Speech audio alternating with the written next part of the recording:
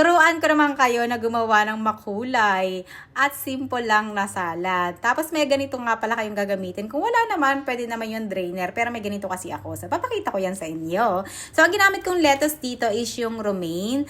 Yan lang yung lettuce ko. So, chinap-chop ko lang yan na maliliit. Tapos, itong aking multifunctional salad spinner, vegetable, kahit anong vegetable, pwede nyo itong gamitin, is napakagandami. Kasi, syempre, nadadrain niya yung lahat ng tubig. Kapag, sino ba naman gustong magsalad ng mamasa-basa, diba? Ganyan nga yan, no? Napaka-smooth, kahit bitawan mo, nag-i-spin pa rin.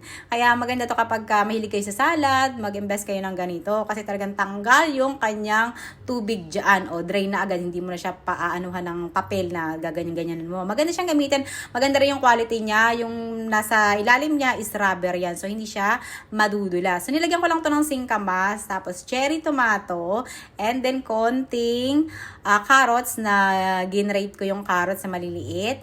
And then, nilagyan ko lang yan ng salt and pepper. Hindi ko na napakita. Pero nilagyan ko rin yan ng cheese. Tapos, yung sauce niya ng salad. Ayan. Tapos, hinalo-halo ko lang yan. Minsan, nilagyan ko yan ng lemon para mas masarap talaga siya.